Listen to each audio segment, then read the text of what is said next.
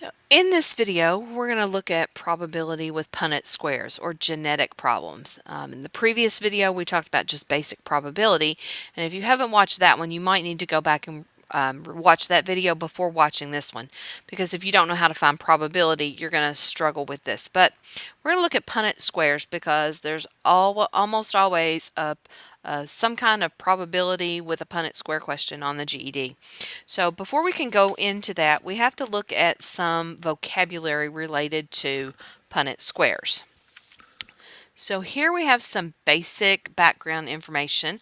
So Punnett squares are used to predict the likelihood, so there's where we get that probability of a trait being passed on from the parents to the offspring. We might be talking about, hair color, eye color, tall, short, the different types of genes that can be passed on. Those are called alleles. Dominant and recessive. So this is really key. A dominant is the one that is always represented by a capital letter, and it will always be visible if it's present. So if someone has a gene for brown eyes, which is dominant, they will have brown eyes even if they have a recessive gene or a recessive allele for blue eyes. Those recessive alleles are hidden and they are masked by dominant. So if you have a capital T, little t, this is an allele for a tall gene. This is an allele for a short gene.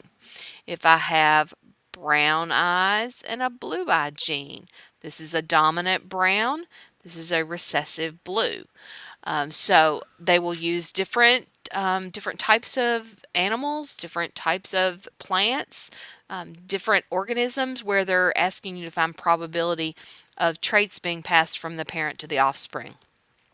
Two other words that you need to be familiar with, homozygous and heterozygous.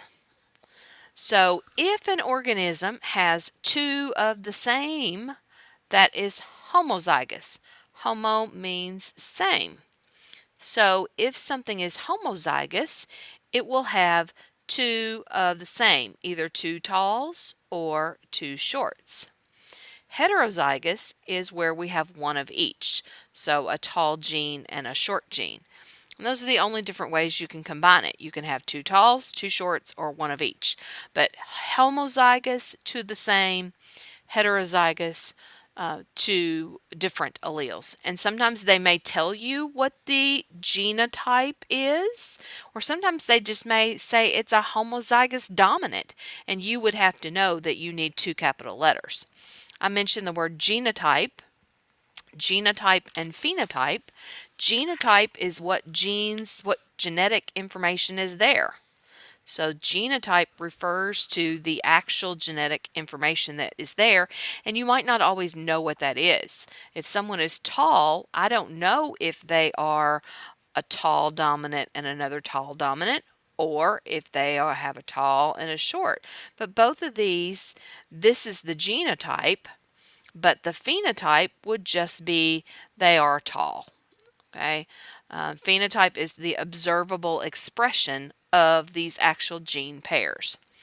So that's a little bit of vocabulary, a little bit of background information that you need to understand. You may have to go back and study those a little bit, but let's look at the types of questions they will ask you. So here are pea plants, tall and short. Okay, and in pea plants, they always tell me tall is dominant. So the capital T stands for a dominant tall. The small t stands for the recessive short. A heterozygous tall plant with this genetic makeup is crossed with a short plant. Now, if a plant has that short, it shows that short gene, you know it's automatically two shorts. Because if they had a tall gene, they wouldn't be short. They would express that tall gene. So what we're doing, we're crossing a tall plant that is heterozygous tall with a short plant that looks like that. And so to draw the Punnett square, we just need a box with 4 squares. And one of these parents goes on the top, so I'm going to put my heterozygous plant on top, and I'm going to put my other plant genetic makeup over here. And so now when we start putting letters in the boxes, we're going to, this box gets a tall from this parent and a short from this one. This box gets a tall from this parent and a short from this one. This box gets a short from this parent and a short from this parent. And this box also gets a short from this parent and a short from this parent.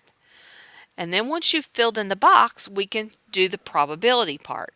What's the probability? The two different genotypes that we can get. I can get a heterozygous tall, or I can get a homozygous short.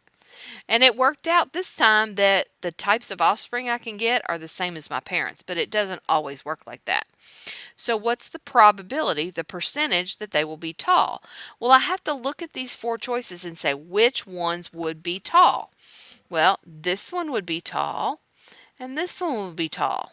But this one would be short, and this one would be short. So when we're finding the probability of being tall, how many boxes do I have? 4. And how many of those 4 boxes are tall? 2. Or 1 out of 2, or a 50% chance that you'll have a tall offspring.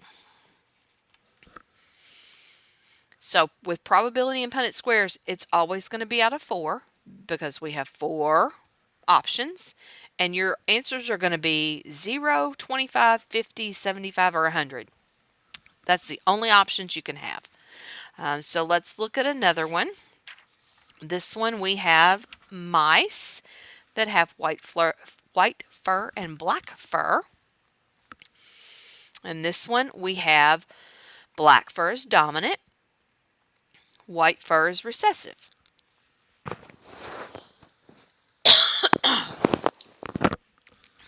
Excuse me.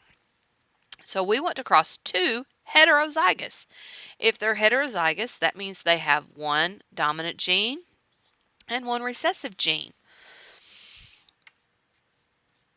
If both parents, 2 heterozygous black mice, so both parents are heterozygous, we'll draw our Punnett square.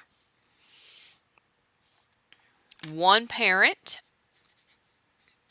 has that. The other parent has that. And so in this first box, we get 1 gene from this parent and 1 from this parent. In this box, we get 1 gene from this parent and 1 gene from this parent. In this box, we get 1 from this parent and 1 from this parent.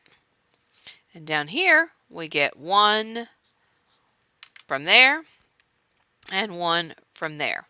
Now, the way we usually write them, capital letters are always written first. So we've got our Punnett square drawn. When we look at the possibilities, I have 1 that is homozygous dominant, 2 that are heterozygous, and 1 that is homozygous recessive. Look at our question. The genotype ratio, here we go. So, if I look at the genes, I have 1 out of 4 being that, 2 out of 4 being that, and 1 out of 4 being that. These are the genotypes. When I talk about phenotypes, just how it's expressed, how many of them would be black? 1, 2, 3. 3 out of 4 would have black fur. 1 out of 4 would have white fur. So with the phenotype, just how they look, I'm not telling you what the genes are, just how they look, or what the way the genes are expressed. If we had to write these in percents, 25%, 50%, 25%. The probability of getting a black mouse is 75%, because 3 out of 4 of these are black. So you have to really pay attention to the question and what they're asking. Okay, let's look at a couple more examples. This one is humans, and we have dimples and no dimples. So having dimples is actually dominant, and not having dimples is recessive. So we have the uppercase, lowercase. If a man with no dimples, and these questions have actually given you these genotypes. On the test they may not. They might say a man with no dimples, and you need to know that if they have no dimples, that means they're recessive, which means they would have 2 recessive traits. And a woman that's heterozygous, heterozygous means I have 1 dominant and 1 recessive. So if these were not here, you can still figure out what those genotypes are based on the wording in the question. No dimples, recessive, so I know that is this. Heterozygous always means 1 of each, so it has to be that. And now we're going to draw our Punnett square. 1 parent on the top, 1 parent on the side, and then we'll fill it in. This box gets a dominant and a recessive. This box gets a dominant and a recessive. This box gets a recessive and a recessive. And this box gets a recessive and a recessive. So what do we have? We're going to have 2 heterozygous dimples, 2 homozygous with no dimples. We get that 50-50 ratio. So 50% of the offspring should have this genotype and actually have dimples, and 50% have this genotype, 2 recessives, homozygous recessive, and would have no dimples. So they can ask you, they can give you the information, ask you to fill in the table. They can sometimes give you the offspring and ask you to kind of work backwards to figure out what the parents might have, what genetic makeup the parents had based on what the offspring were. Here's one more example. This one with guinea pigs. We did one with mice, so let's do one with guinea pigs. Short hair, long hair. So short hair is dominant, long hair is recessive. A homozygous short hair. Well, if it's homozygous, if it's short hair, that's dominant. And if it says it's homozygous, I know I have 2 of the same. It's crossed with a long hair guinea pig. So if long hair is recessive, it has to be the 2 recessives. And so when we do this, somebody that doesn't understand will say, well, if we cross a long hair and a short hair, we'll get a medium-sized hair or medium-length hair. But that's not how dominant and recessive works. If you cross a long and a short, if short is dominant, then you're not going to get a medium-length hair when you have a short and a long. You're going to have the one that is dominant is going to be there all the time. So short hair, I have that. Long hair, we have that. And look what happens. I have a big H. This parent can only pass along that gene for short hair. That's the only allele that parent has to offer. And this parent can only pass along the recessive, short-haired. And so what are all the offspring going to look like? 100% of the offspring are going to have short hair, but they are all going to be heterozygous, having 1 gene for short hair, 1 gene for long hair. Okay. If the question asks what's the probability of getting a long-haired guinea pig offspring, well, that would be 0, because if this parent passes on that short hair gene, all of the offspring are going to have short hair. So this is just a little bit about Punnett squares, but I encourage you to get familiar with the vocabulary of heterozygous, homozygous, dominant, recessive, genotype and phenotype, those pairs of words, because you'll need to know what those mean in order to understand what the question's actually asking you. But you're finding the probability of getting what the offspring would each be based on what the parents are that are being crossed or bred together. I hope this has been helpful, and I hope you'll join us for the next video.